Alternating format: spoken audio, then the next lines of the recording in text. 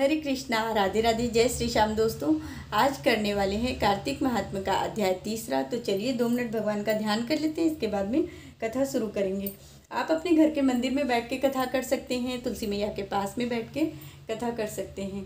बोलो कृष्ण कन्हैया लाल की जय। श्रीमन नारायण नारायण नारायण गोविंद नारायण नारायण नारायण लक्ष्मी नारायण नारायण नारायण भजमनि नारायण नारायण नारायण। बोलो लक्ष्मी नारायण भगवान की जय। हाथ में तुलसी दल ले लेंगे।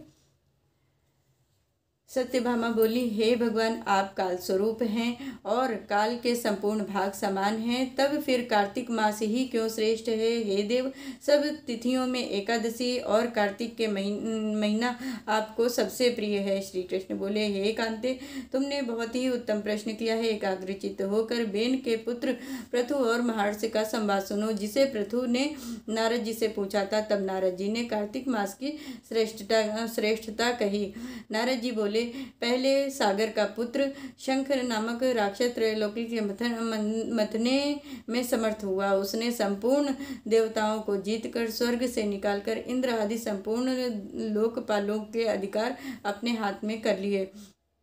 सब देवता उसके भय के मारे अपने अपने स्त्री पुरुष आदि लेकर बहुत वर्ष प्रयत्न सुमेरु पर्वत की गुफाओं में वास करते रहे। जब देवता गुफा में रह रहे थे, तब शंखासुर ने विचार किया, मैंने देवताओं को जीत तो लिया है, तो भी वे बलवान मालूम होते हैं। हाँ, यह जान पड़ता है कि वे सब वेद मंत्रों से युक्त हैं।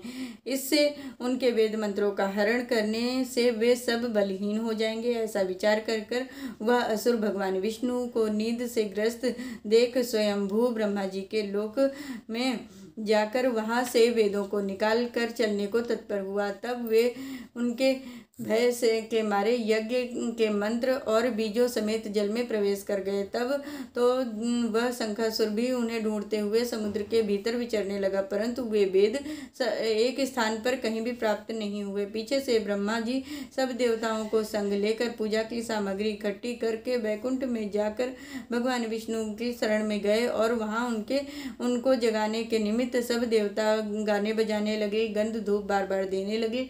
उनकी भक्ति से संतुष्ट होकर भगवान ने नेत्र खोले। तब सब देवताओं ने भगवान विष्णु के दर्शन किए और षोडशोपचार से पूजा करके दंडवत पृथ्वी पर गिर पड़े। तब तो माधव भगवान उनसे कहने लगे कि हे देवगण, मैं तुम्हारे भजन कीर्तन आदि से प्रसन्न हूँ। अब मैं तुम लोगों की मनोकामना पूर्ण करूँगा। अश्विन माह के शुक्ल पक्ष की एकादशी से देवउठनी एकादशी तक पहर भर रात्रि रहे।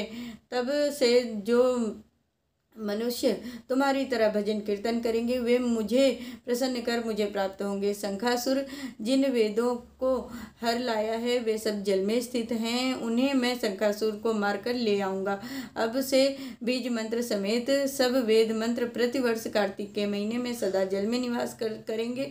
मत्स्य स्वरूप धारण कर मैं जल में जाता हूँ। तुम संपूर्ण मुनियों को लेकर संग में आओ। इस लोक में जो अच्छे मनुष्य प्रातः काल स्नान करते हैं, वे निश्चय अक्षत स्नान के फल को प्राप्त करते हैं। जो कार्तिक में सदा व्रत करते हैं, उनको हे इंद्र, तुम मेरे लोकों में पहुंचा दिया करो। हे यम, तुम सदा उनकी विघ्नों से रक्षा करते रहो। हे वरुण, तुम उनके पुत्र पौत्र आदि की रक्षा करते रहो।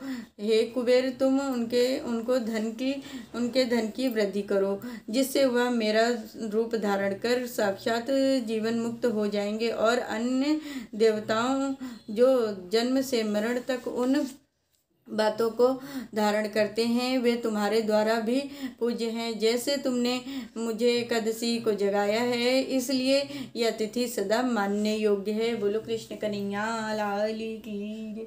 लक्ष्मी नारायण भगवान की जय।